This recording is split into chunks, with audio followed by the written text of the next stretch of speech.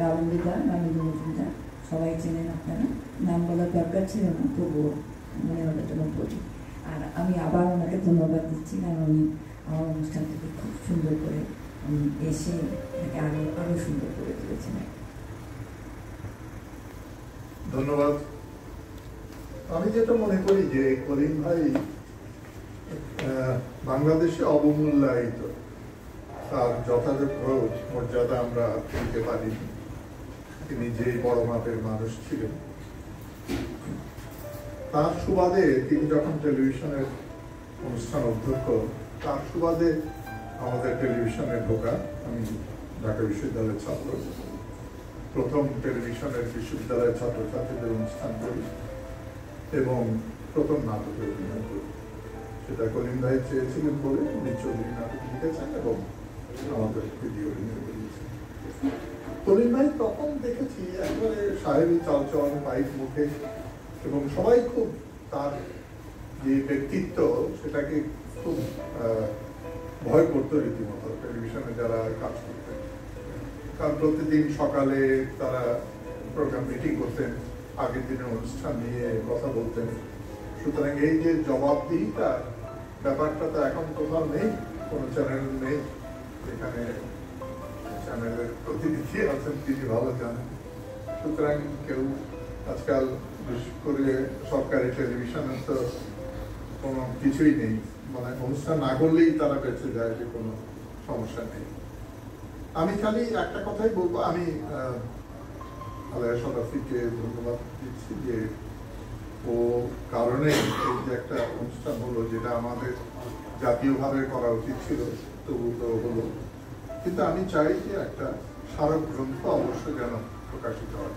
এখানে রানা একটু উদ্যোগ নিতে পারো, আমরা সবাই মিলে সহায়তা করব।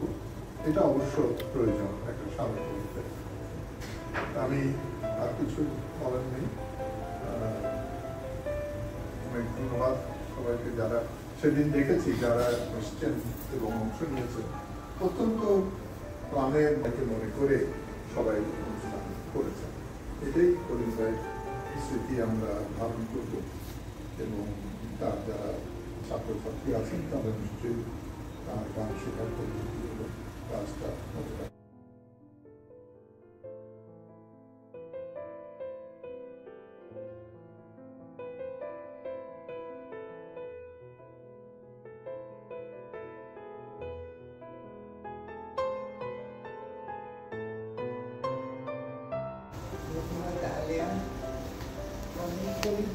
সম্বন্ধে বলার আগে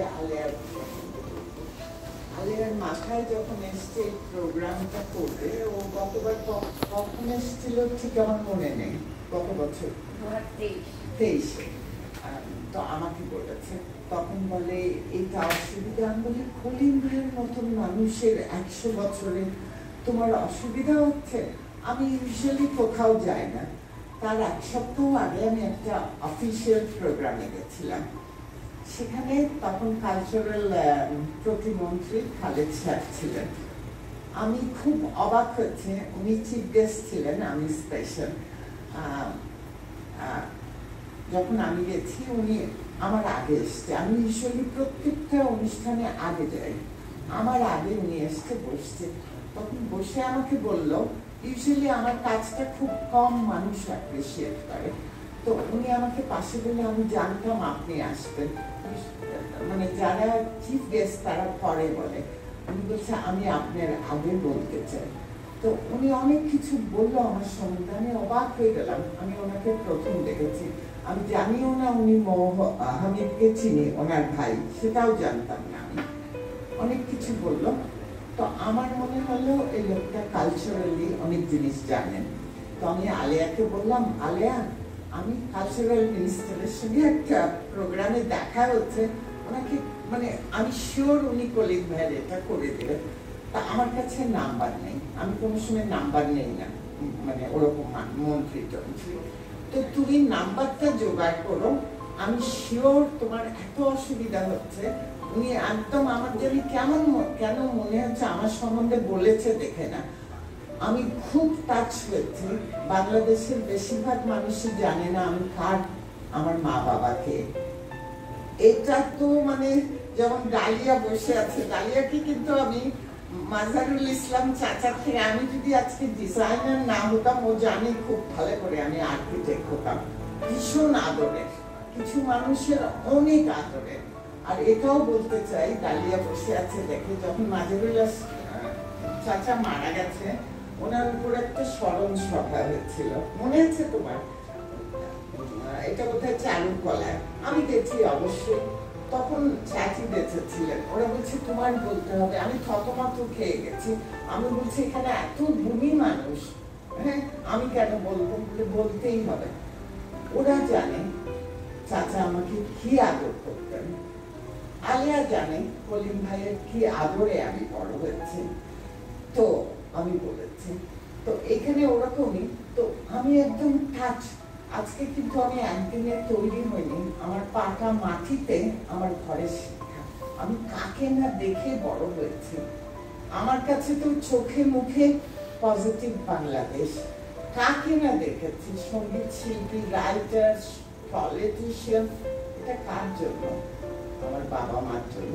মানুষ ভাবে বিবি রাসেল মডেল, আমি তো জানতাম আজকে আসবো। দেখেন আমি চুলো আছড়াইনি, আমি একটা প্রফেশন করেছি, সেটা দিয়ে আমি অনেক পয়সা অর্জন করেছি। আজকে কিন্তু এই মেয়েটা 1994 থেকে এখন পর্যন্ত চুরি করে নিশ্চয়ই তাঁত শিল্প বাঁচাচ্ছি না। আমাকে বাংলাদেশের কেউ স্পন্সর করেনি, এটা আমি টিভিতে বারবার বলছি। আমি নিজের পয়সায়, আমার বাবাকে যারা চেনেন, মাকে, আমার বাবা আমাদের জন্য 5টা বাড়ি রেখে যায়নি। এই যে রবীন্দ্রসঙ্গীত শিল্পী সব বসে আছেন, আমার বাবা কিনা করে গেছেন। হ্যাঁ, মেয়েদের জন্য ব্যাংকের পয়সাও রেখে যায়নি। অফিস, সেখানে আমি বিনা পয়সায়, আমার অফিস, আমার মার বাড়িতে থাকি, কিন্তু তৈরি করে দিয়ে গেছেন, দেশপ্রেমের ইনজেকশনও দেয়নি।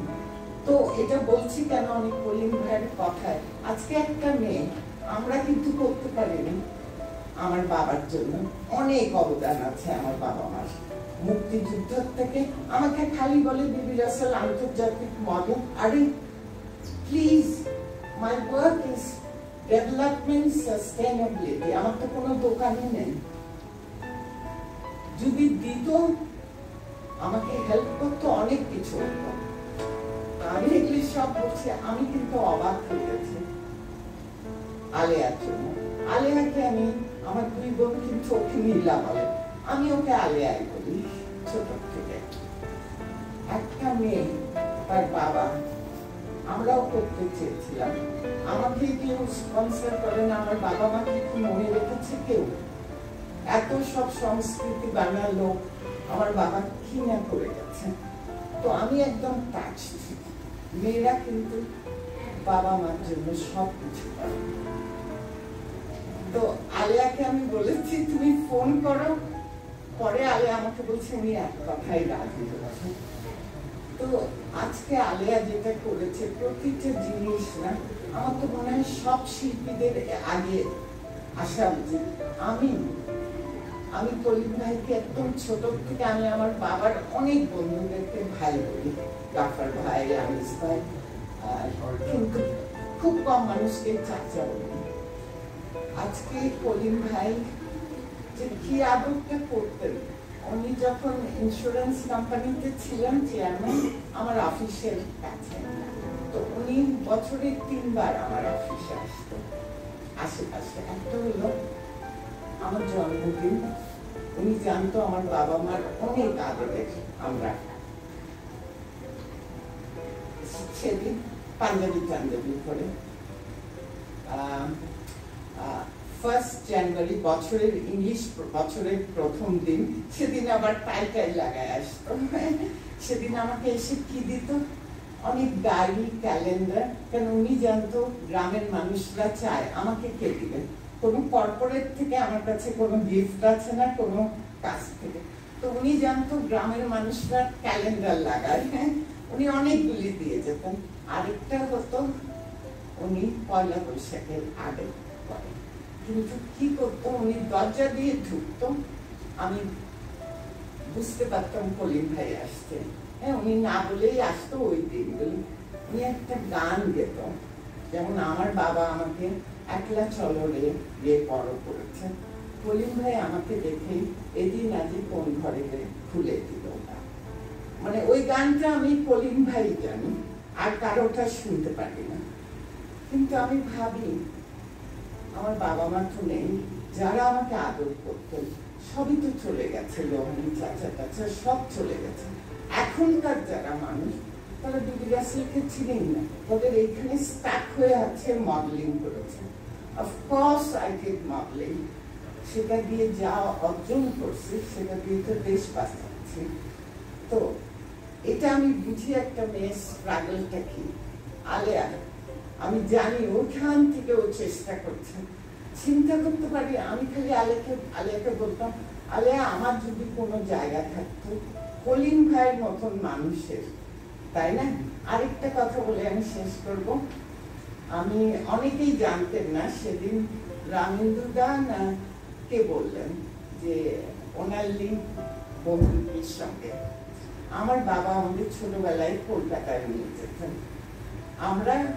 আমি বহুরূপীর রক্তকরণে দেখেছি অনেক ছোট বয়সে, শম্ভু মিত্র, তৃপ্তি মিত্র। সেদিন বলার পর আমার মনে হলো এটা কলিম ভাইও ছিল আমাদের সঙ্গে, একসঙ্গেই দেখেছি। আর যেহেতু আমি রিসেন্টলি ইন্ডিয়াতে অনেক কাজ করি, আমি বহুরূপী গ্রুপটাকে চিনি। এখনকার যেহেতু ওনারা নাই, আমাকে দেখলেই বলে আসবেন। ওনারা কিন্তু এখনো কলিম ভাইয়ের কথা বলে। তাদের আমরা কি আমাদের মানুষগুলিকে সম্মান দিতে শিখেছি বা জানতে শিখেছি? Digital wall, please, what is Aishwarya Rai doing বা দিস ডুইং? আমাদের নিজেদের সম্পদ সম্বন্ধে জানবেন, অনেক কিছু জানার আছে। নিজেরা খালি চিন্তা করবেন না এটা। And lastly, credit goes to you. Alia, hats off to you. Thank you.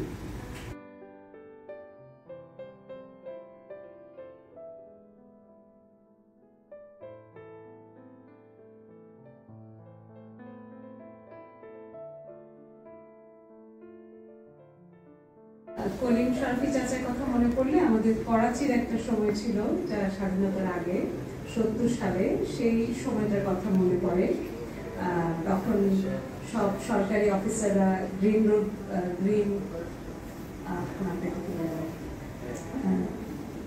Garden ছিল, গার্ডেন রোড, সরি, করাচিতে গার্ডেন রোডে মানে সরকারি চাকুরিগারীদের একটা আবাস ছিল, এবং সেটার উল্টো দিকে গান্ধী গার্ডেন জু ছিল। অনেকে গেছেন করাচিতে, হয়তো মনে আছে। এই 70 সালে একটা, তখন কি আলিয়াপাও নি EMI-তে, আমি যদি ভুল না করি, হ্যাঁ, তো করাচিতে যাওয়া হতো ওই সময়। আর একটা আড্ডা ছিল, ফাতে লোহানি ছিলেন, আর যারা এই যে ঢাকা থেকে আসা যাওয়া করতেন, ওই অফিসার্স হোস্টেলে থাকতেন, এরকম সন্ধ্যা একটা সান্ধ্যকালীন একটা আড্ডা জমত। আর একটা গান খুব বেশি, আর থাকলেই তো একটু গান তো হবেই, একটা গান খুব বেশি কলিম চাচার কণ্ঠে মনে পড়ে। অনেক কথা বলেছিলেন যে কত নিষিদ্ধ অন্ধকারে, হ্যাঁ, তোমার কানে কানে। এই গানটা খুব কানে বাজে। আমাদের হারমোনিয়াম কোনো জাতের হারমোনিয়াম ছিল না, সেটা কোনো অন্তরাই ছিল না তখন। আর এইটা খুব মনে আছে। আর আমার মনে আছে, যদি আমি ভুল না করি, আমার জীবনের প্রথম ক্লাব স্যান্ডউইচ খাওয়া কলিম শরফি চাচা কিন্তু আসলে খুব ভালো থাকতেন। মানে হি লিভড ওয়েল, মানে উনি কাপড় চোপড় সমস্ত ব্যক্তিত্ব সবকিছু মিলিয়ে মানে ওয়াজ ভেরি ইমপ্রেসিভ পার্সোনালিটি। আমার মনে আছে এই ক্লাব স্যান্ডউইচ জিনিসটা আমার মাথায় খুবই গেঁথেছিল বহু বছর ধরে। কি জিনিস হতে পারে যে একটা লেয়ার থাকে? এটি কিন্তু কলিম চাচাই প্রথম আমাকে, করাচিতে একটা দোকান ছিল, স্পেন্সার নাকি নামটা ভুলে গেছি, এই প্রথম উনি খাইয়েছিলেন। অনেক স্নেহ পেয়েছি ওই সময়টা। তো ছোট আমরা, কিন্তু করাচিতে একরকম একটা বাঙালিদের একটা খুব সুন্দর একটা ইয়ে ছিল, মানে নিজেদের একটা কমিউনিটি ছিল, এবং সেখানে তো এই গানটা খুব কানে বাজে। আমি বলতে চেয়েছিলাম অ্যাকচুয়ালি গানটা কি কেউ গাইবে কি না এই অনুষ্ঠানে, হ্যাঁ, মানে এত কানে বাজছে, উনি আমাদের বাজাচ্ছেন। তার আরেকটা কথা, অনেকে দুঃখ করেছেন যে পরিবার, আমাদের দেশে তো হয় অতি মূল্যায়ন কিংবা মানে কোনো মূল্যায়নই, মানে এরকম একটা অবস্থায় আছি। এটা ভালো যে পরিবার এই উদ্যোগটা নিয়ে করেছে, তার জন্যই এত সুন্দর একটা অনুষ্ঠান হয়েছে। আমি ছোট করতে চাচ্ছি না, কিন্তু আসলে এই যে একটা আন্তরিকতা থাকে এরকম অনুষ্ঠান আয়োজনের প্রতি, এবং তাকে তুলে ধরার যে একটা প্রয়াস, যে সঠিকভাবে তাকে তুলে ধরার প্রয়াস, সবসময় যে আসলে সরকারি উদ্যোগে করলেই যে সেটা খুব ভালো, সেটা আমরা মনে করি যে উচিত সকালকে চেষ্টা, ঠিক। কিন্তু এত সুন্দর অনুষ্ঠান হতো কিনা আর একবার সেটা বলা মুশকিল। আর অলদো আনফর্চুনেট, আমাদের সে পরিবারকে এগিয়ে আসতে হয়। যেসব সফল অনুষ্ঠান হয়েছে সেগুলো পরিবারের উদ্যোগেই হয়েছে, আর যেগুলো গদ বাঁধা হয় এগুলো যারা আসলে এগুলো খালি করতে হয় বলেই করা। আমার মনে he deserves more than that. And I think বছরে এরকম একটা অনুষ্ঠান, কিন্তু বছরে এরকম একটা অনুষ্ঠান কিন্তু তাকে মনে রাখার জন্য যথেষ্ট, একটা ভালো অনুষ্ঠান, মানে গদ বাঁধা অনুষ্ঠান হচ্ছে। ধন্যবাদ আলিয়াপা, আপনাকে অভিনন্দন যেটা করতে পারবেন, তার প্রতি শ্রদ্ধা রাখতে।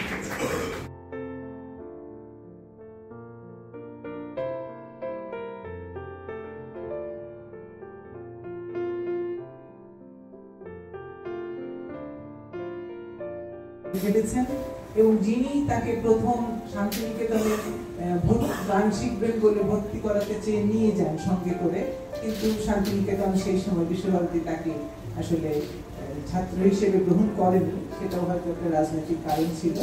পরে তিনি দক্ষিণতে শেখেন, এটা আপনারা জানেন এখন।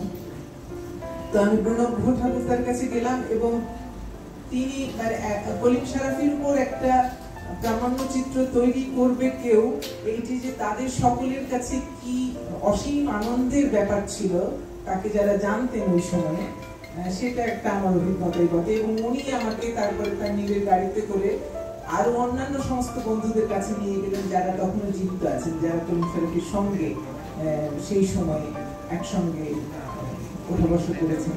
তো তাদের অনেকের কাছেই নিয়ে যান। তো ওইভাবে শুরু হয় এটা। আমার দুর্ভাগ্য যে আমি যখন শুটিং করব বলে রেডি হলাম, এই আরো কয়েকবার যাওয়া আসা করে এই সমস্ত হোমওয়ার্ক গুলো করছি, করে যখন কলিম ভাইকে সঙ্গে নিয়ে যাব তার আগে আমি আবার নিজের টিম নিয়ে যে গেলাম, গিয়ে আমি প্রথম মানে মাঝখানে কয়েকটা মাস হয়ে গিয়েছে, আর তখন আজকের মতো আসলে আমি বলছি সেই গত শতাব্দীর শেষ ভাগের কথা। তখন তো এই যোগাযোগগুলো এত সহজ ছিল না, কলকাতায় বা মানে ভারতের সঙ্গে ফোনে কথা বলাও একটা কঠিন ব্যাপার ছিল, আমরা এখানে যারা আছি জানবো।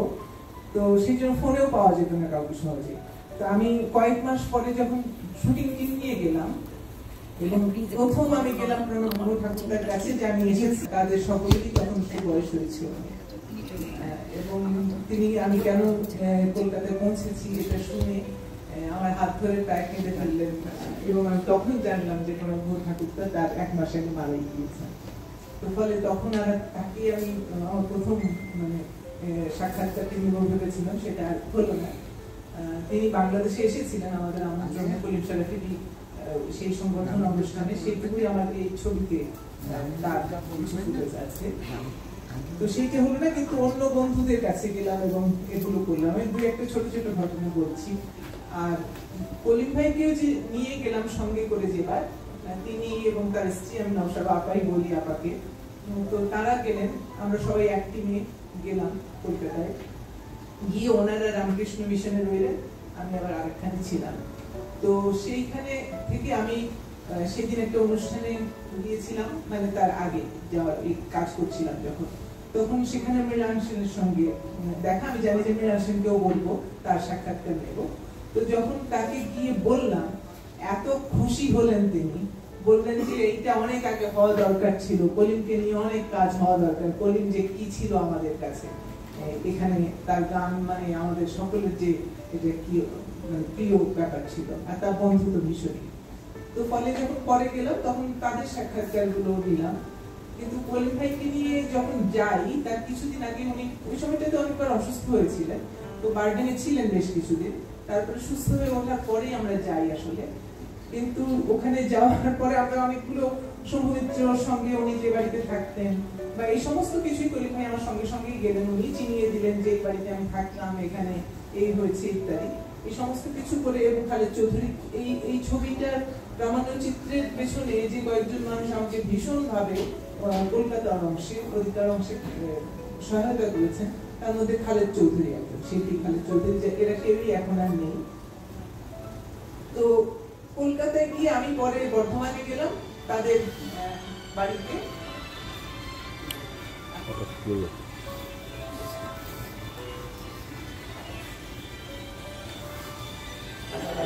যেহেতু তার কিছুদিন আগে উনি অসুস্থ ছিলেন, হাসপাতালে ছিলেন, সেই জন্য কোনো মতে আর তাকে ওই বর্ধমান যাওয়া পর্যন্ত নশাবাবা যেতে দিলেন না। বললেন যে না, তুমি যে নিয়ে যেতে চাও অত দূরে কলকাতা থেকে, যদি সেখানে গিয়ে অসুস্থ হয়ে পড়েন তাহলে। কলিম ভাই প্রচন্ড ইচ্ছে ছিল যে সঙ্গেই যাবেন এবং সেইখানেও তাকে শুট করবো, সেইটা সম্ভব হয়নি। যদিও তখনকার যে মন্ত্রী ছিলেন মোহাম্মদ সেলিম, তিনি খুব হেল্প করেছিলেন। তিনি বলেছিলেন যে অসুবিধা হবে না, ওখান থেকে আমরা ফিরিয়ে আনার সব দায়িত্ব নিচ্ছি, ব্যবস্থা। যাই হোক, আপা বললেন যে না, আমি এই অসুস্থ মানুষকে অত দূরে পাঠাতে চাই না।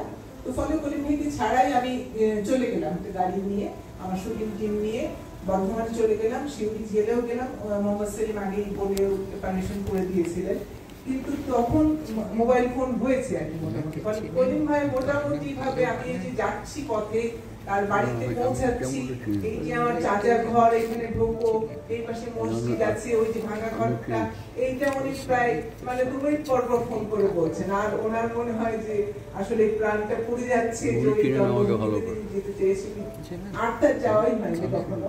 এই যে পরে যে আসলে চলে যাওয়ার পরে আপা খুবই আমাকে এটা একদিন ইয়ে করে বললেন যে আমি আসলে ওই দিন যেতে দিলেই পারতাম, আর এ জীবনে তার জন্য মুহূর্তে যাওয়া হলো না। যাই হোক, এগুলি জীবনের যে অংশ, এইসব ঘটে। তো সেইভাবে এটা তৈরি হয়েছে। কি বলবো, এই ছবি বানানোটাই আমার নিজের একটা জীবনের বড় আনন্দের অভিজ্ঞতা, কোনো সন্দেহ নেই। এইসব মানুষের সঙ্গে কাজ করা এবং কলিম ভাইকে যতটুকু সম্ভব তার জীবনের এই করে রাখতে পারা। আমি এখানেই থামি। আসলে এই ছবিটা বানানোর অভিজ্ঞতা আমার আরো এত কিছু আনন্দের আছে, শেয়ার করতে গেলে হয়তো আসলে কয়েক ঘন্টার ব্যাপার। তো অনেক ধন্যবাদ।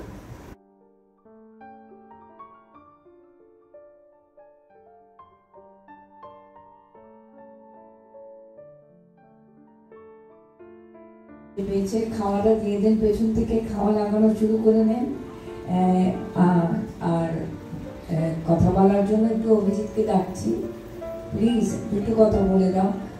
শোনো, আমি তোমার পিসি এবং করিম, সেটা তো তোমার কি হতো সেটা তো বলবে, ছোট করে বলো, সবার খিদে পেয়েছে।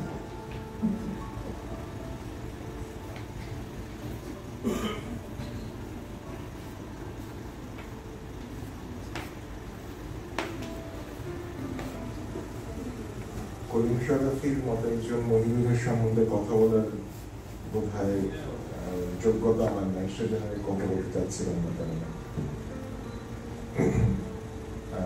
আমি কলিম দাদু ডাকতাম।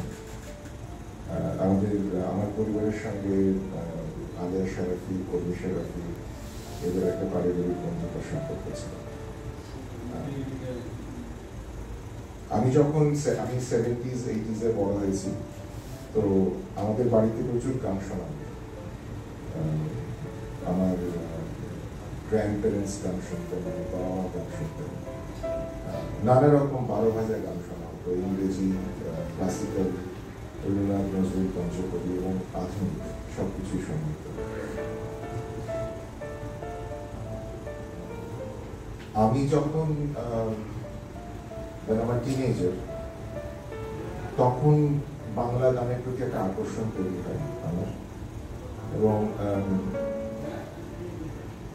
এই যে সেই সময় যে আকর্ষণটা তৈরি হয়, এবং আজ অব্দি যে আমি বাবার মতো আমাদের বাড়ির আমার ভাই বোনেরা যে বাংলা গান শুনি আজও, এই সংযোগটা আমার মনে হয় যখন আমি পিছনে ফিরে দেখি, কখনো সিরিয়াসলি ভাবিনি যে কিভাবে জিনিসটা তৈরি হয়েছিল।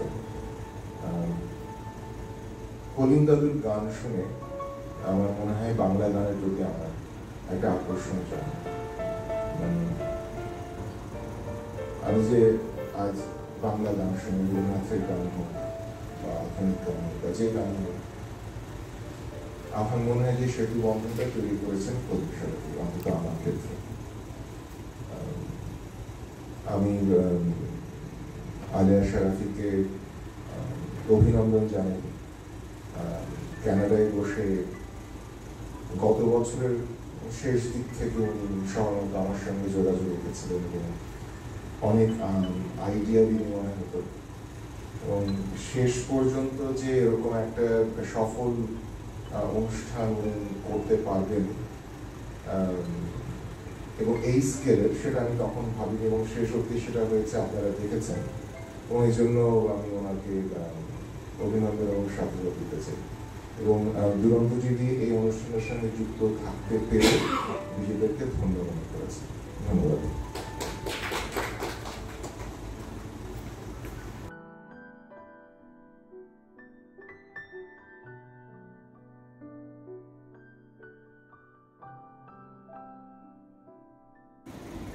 আর আমি আসলে কলিকাতা বুঝতে দেখেছি, কাছে যাইনি, কিন্তু আমি 20টা বছর আমাকে চাকরি দিয়েছেন মিডিওতে, একটাই চাকরি জীবনে করেছি 20 বছর।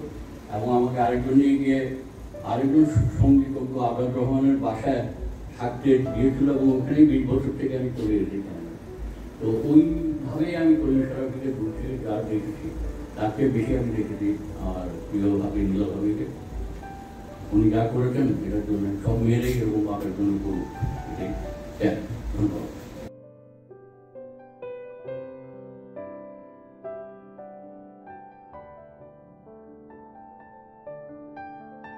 চলে আসছেন তখন আমার সবসময় ছিল আছে। এবার আমরা একটা প্রামাণ্যচিত্রের কিছুটা অংশ দেখব। কলিম শরাফির উপর ভিত্তি করে একটি প্রামাণ্যচিত্র তৈরি করেছি, নিশাদ জাহান রানা। প্রামাণ্যচিত্রের নাম পথে পথে নিলাম ছড়াইয়া। এই বছর দিয়ে দেখি প্রথমে সেন্ট বার্নাবাস স্কুল এবং পরে ভর্তি হলেন ক্যালকাটা মাদ্রাসার অ্যানুয়াল পজিটিভ, সেখানে সভাপতি হিসেবে পেলেন শহীদুল্লাহ স্যার, তামিল হাসান। সবাই আমাদের 1941 সাল আমি তখন ক্যালকাটা মাদ্রাসায় পড়ি, ক্লাস 10-এ পড়ি। সেই সময় এই আন্দোলনটা শুরু হয়। সরকার আমাদের বিরুদ্ধে, ভারতীয়দের বিরুদ্ধে একটা প্রতিষ্ঠা করার চেষ্টা করেছিল যে আমরা কত অত্যাচারী, যে একটা ছোট্ট ঘরে একসময় কতজন ইংরেজকে লুটিয়ে আমরা মেরে ফেলেছিলাম। তো এইটা ঐতিহাসিকভাবে অসত্য, সেটাকে প্রমাণ করার জন্য আমরা এই আন্দোলন করলাম অনেকে মিলে। এইটা হলো আমাদের হাতে খড়ি, রাজনীতির হাতে খড়ি। এরপর একটা এই আসলো যে তখন জাপানি বোমা পড়তে শুরু করলো কলকাতায়।